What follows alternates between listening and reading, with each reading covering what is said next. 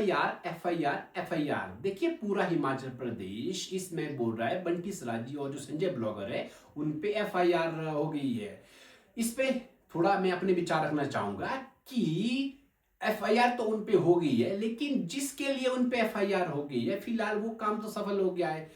जिस आंदोलन को उन्होंने शांतिपूर्वक किया था, फिलहाल के लिए जो एक स्टेप उन्होंने लिया कि वो मकड़ी के जाले में खुद गए। अगर वो आंदोलन को सही तरीके से करना था, अगर बाहर रहते तो शायद वो आंदोलन अच्छे तरीके से होता, लेकिन जो उनकी डिमांड थी जस्टिस फॉर मंजू शर्मा वो शायद कभी पूरी नहीं हो पाती। इसीलिए उनको बिल्डिंग के अंदर जाना पड़ा, स्टाफ पैनिक हुआ, सीएमओ पैनिक हुआ, डिपार्टमेंट पैनिक हुआ और पूरी की पूरी सरकार पैनिक हो गई।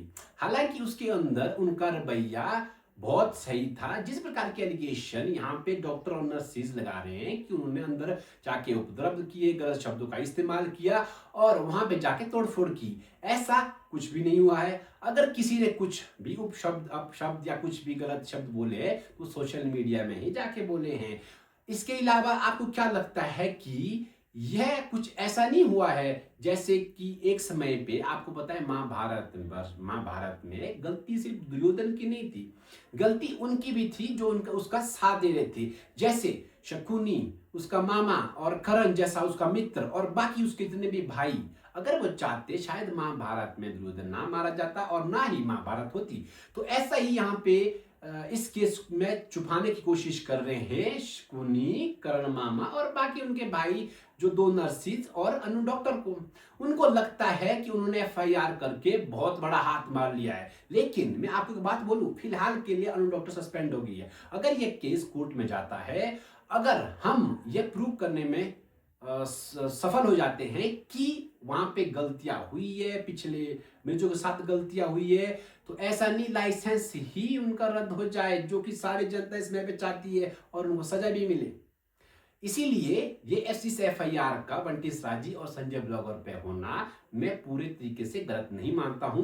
क्योंकि देखिए अगर आने वाले समय में आप लोगों को भी कहीं पर आंदोलन करना है तो प्लीज या तो आप वकील से संपर्क करें या तो आपको धाराओं का पता होना चाहिए कि आप जब भी आंदोलन करते हैं वहां पे आपको कुछ एक प्रोटोकॉल और कुछ एक रूल्स रेगुलेशन होते हैं जो आपको फॉलो करने होते हैं, जहां पे शायद थोड़ा सा उल्लंघन हुआ है, ज्यादा कुछ इसलिए नहीं हुआ है। और रही बात उन्होंने शायद बंटी सराजी और संजय ब्लॉगर को छोटा मोटा आदमी और नॉर्मल इंसान मान लिया जो उनके हॉस्पिटल में जाते हैं। देखिए ये पॉलिटिकली और पूरी जनता का सपोर्ट इनके साथ है, इसीलिए ये उनका कुछ भी नहीं उखाड़ सकते।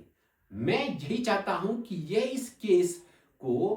केस कोर्ट में जाना चाहिए, इस एफआईआर पे अच्छे से जांच होनी चाहिए। यहां पे वो दो शायद उनको थोड़ी पूर्ण सजा भी मिल सकती है अगर हॉस्पिटल के स्टाफ में और नर्सिंग स्टाफ जो भी है उनमें दम होगा तो वो इस केस को आगे ले जाएंगे। जितना वो इस केस को आगे ले जाएंगे उतना ही वो शायद इस केस से आपको दूर होते हुए भी दिखेंगे। तो इसलिए जितने भी हिमाचल वासी है, सराज के, कुल्लू के, जहां के भी है, ज्यादा टेंशन मत लो, ऐसा कुछ नहीं हुआ है। फिलहाल एफआईआर हुई है, अब इसके बाद बहुत बड़ा प्रोसीजर होगा। वैसे तो आपको पता है दोनों कैंडिडेट पॉलिटिकली भी बहुत स्ट्रॉन्ग है, कहीं ना कहीं सरकार का भी बैकअप है, उनको पता है कि किस प्रकार का बिहेवियर डॉक्टर का मरीज के खिलाफ रहता है। तो मैं यही चाहता हूं वो जल्द से जल्द इससे बरी हो। अगर नहीं भी होंगे तो कोई बात नहीं, हमारे लौंडे वैसे भी तेज है, वो इनका धुन तो निकाल ही देंगे जहां तक उन्होंने पिछले 2-3 सालों से बाकी डिपार्टमेंट या फिर सरकार का धुआं निकाला है।